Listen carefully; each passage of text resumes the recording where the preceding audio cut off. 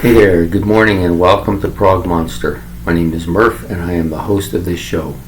This is a show that's dedicated to progressive rock and other forms of rock music. Excuse me. So this is my series, Prog Rock or Progressive Rock albums from the 1980s. So how this works is that we do one album per group, 31 albums, 31 groups, or 31 artists if you prefer. And we do one a day for the entire length of December.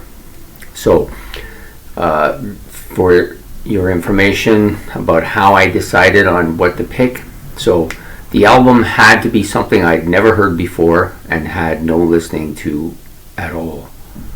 And it could be from one of four basic categories: groups that I knew very well, but for some reason I never listened to this particular album.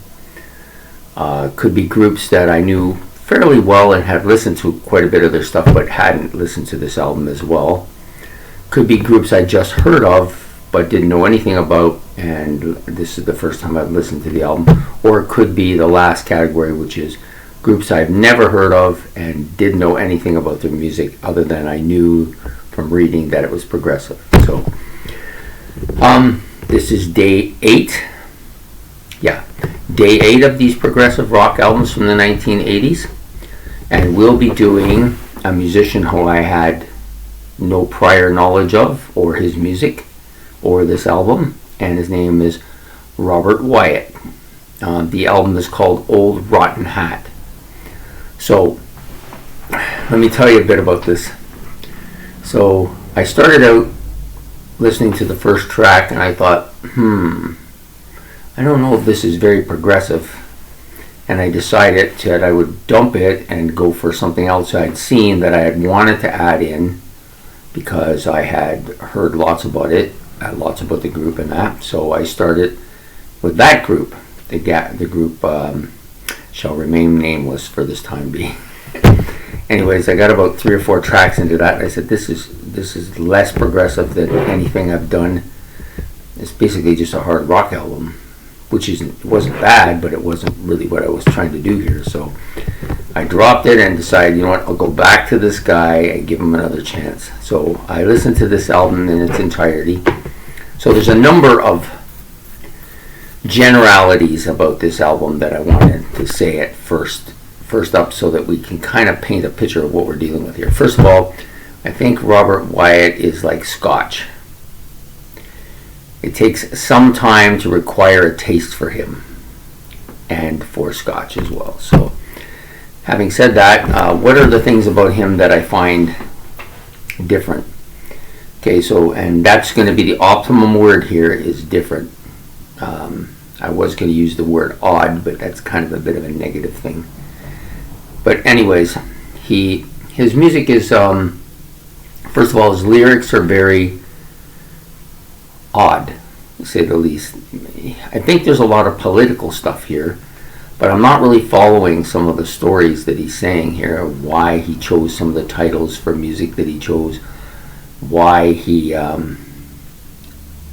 lyrics are the way it is. And I've listened closely to some of them, and they don't really make a lot of sense, at least to me. So I think you have to come from listening to him for a while to kind of follow where he's going with this stuff. Second of all, his voice is very different too. It's high, but almost forced. There's a few times where I felt like he was kind of out of tune, or bordering on going out of tune. I felt that way on a few of the tracks on the album. His voice is almost mellotone. It doesn't have a lot of high inflections or low inflections. It's very mellow and very monotone, if that might be a word. The music in general is like that too, very monotone. Not a lot of progressive kind of elements that you would see with, like you might see with someone like Yes or something, where there's a lot of instrumentation being woven together and really intricate.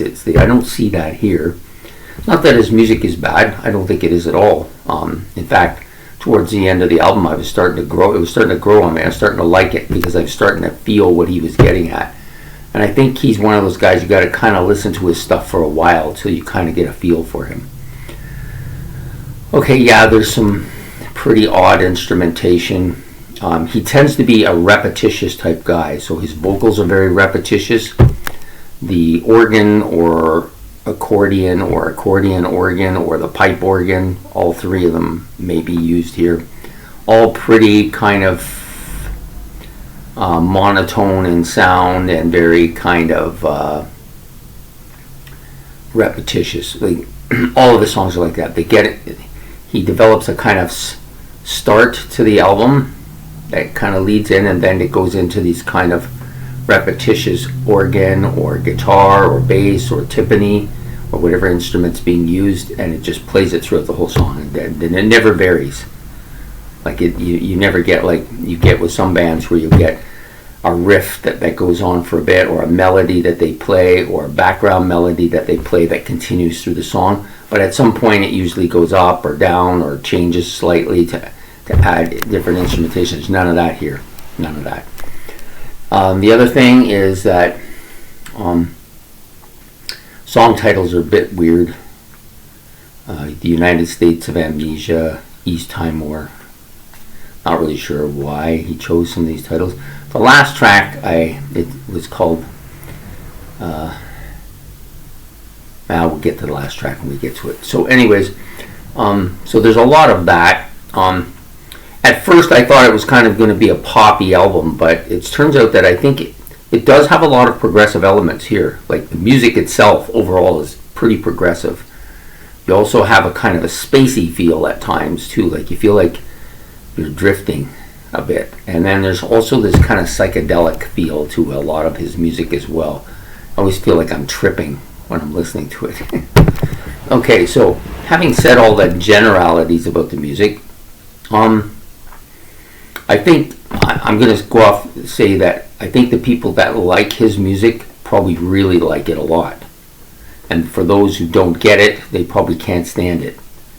At first I was falling into the those who don't get it category, but now I've kind of warmed to it a bit.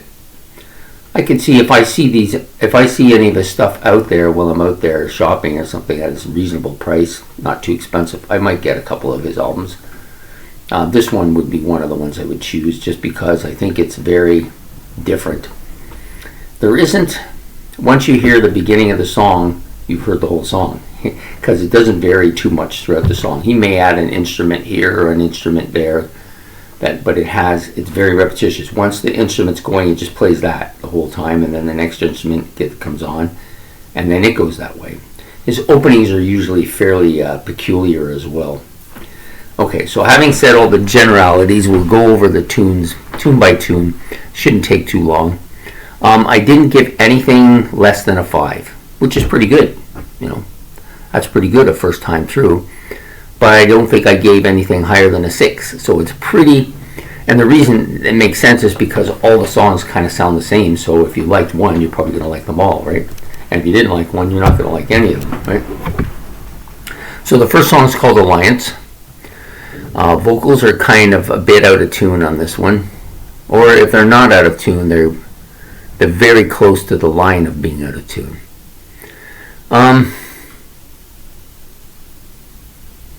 Yeah, it's a pretty kind of straightforward, kind of subdued sound to it.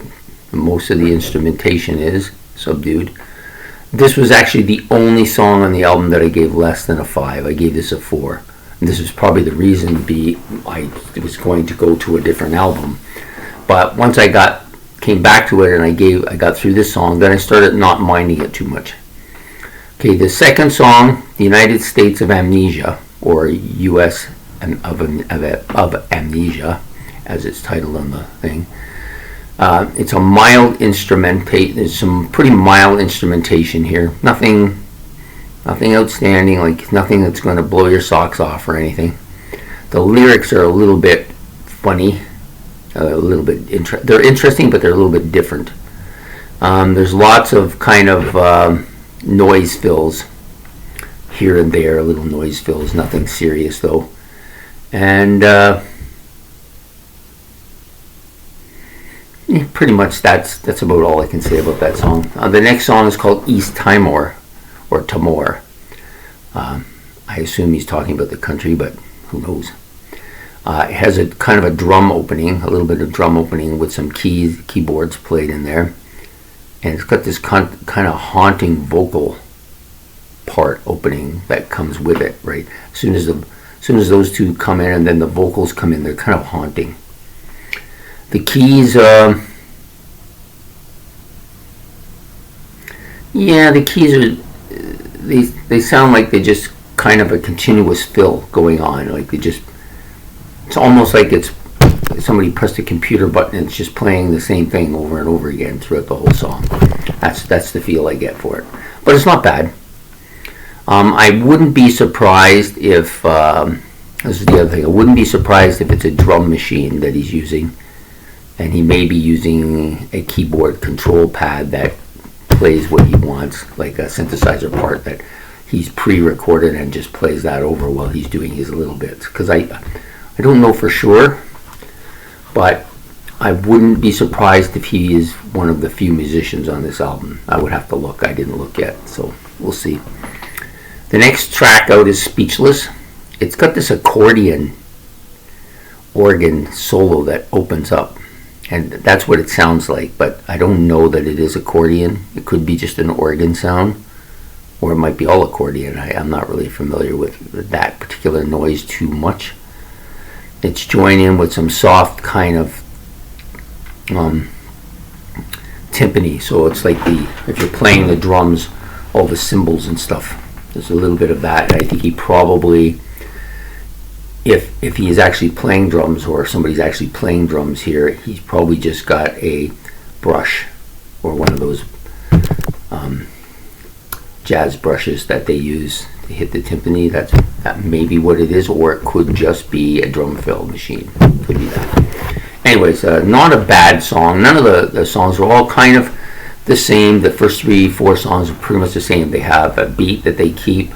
I wouldn't even want to call it a beat. It's just a tone and a musical element that goes throughout the song for each one, and it just keep very mellow, very medium sounding. Nothing on either the high or low range, or no like guitar solos or bass solos or anything. It's just very kind of mellow. It kind of is like some of the Pink Floyd stuff that you would hear on like Atom Heart Mother and stuff like that, but not as flamboyant, if that makes any sense.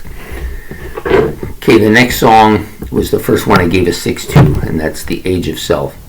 So this song is a little bit different than the other ones. It kind of stands out a little. There's a little bit of a funky bass and drum sound here that opens, and his voice is very kind of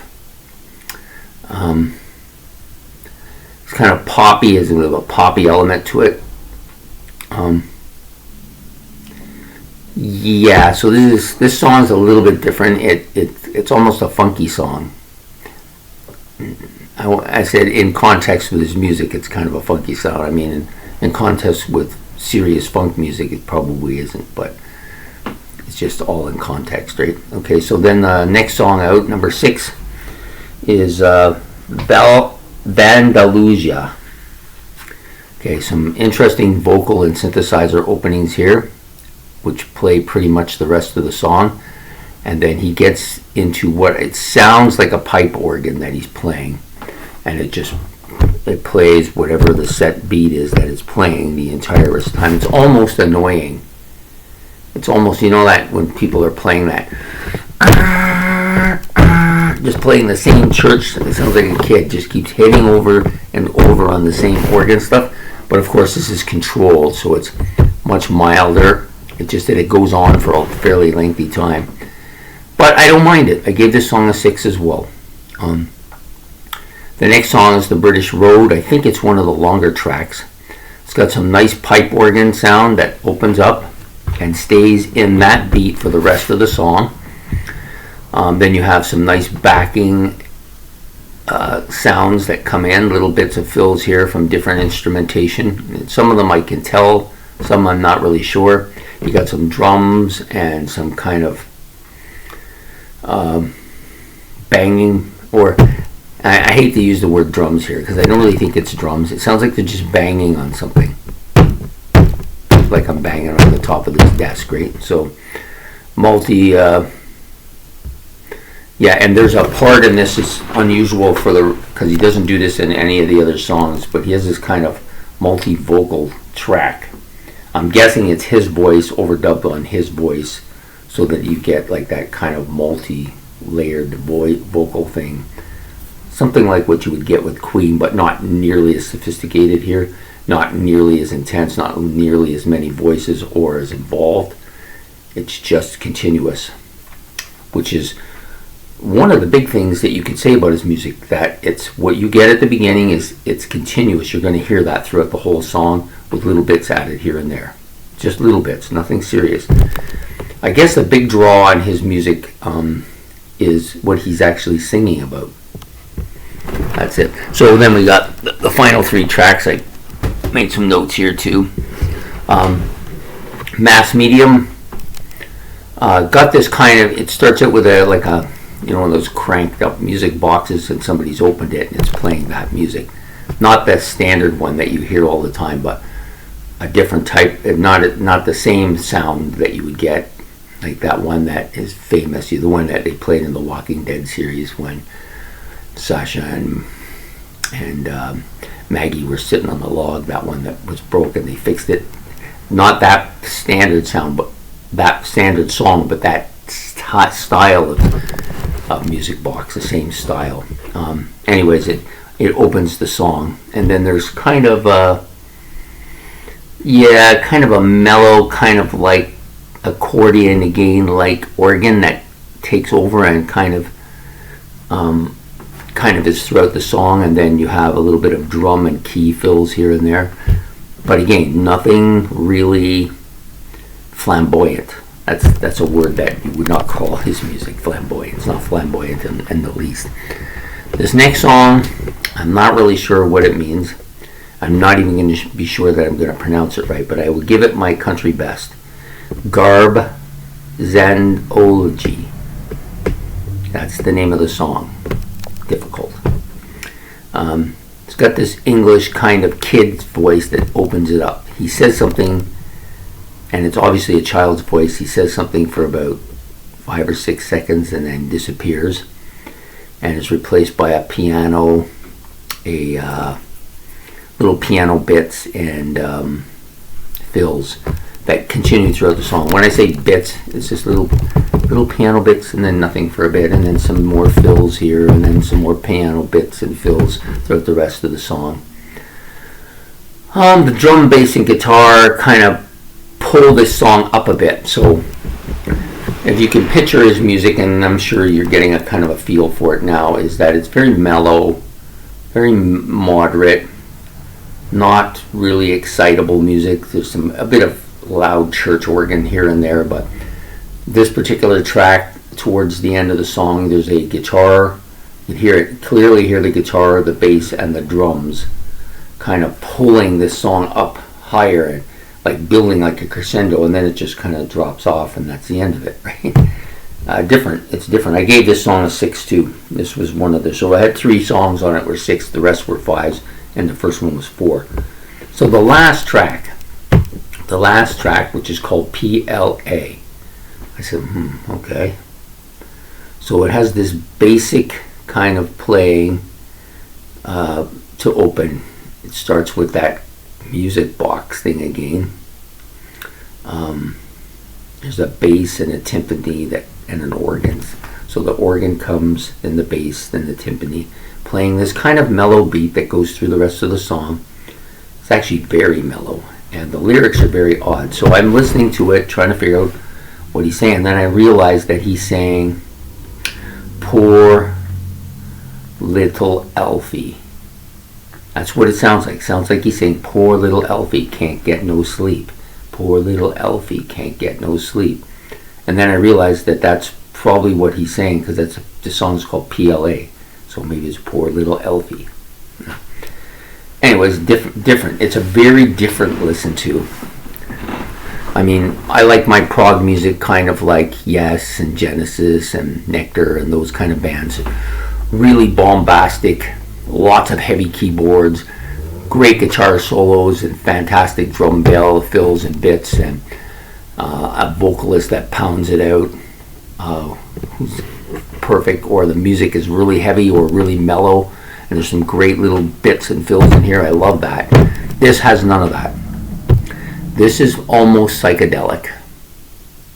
Almost.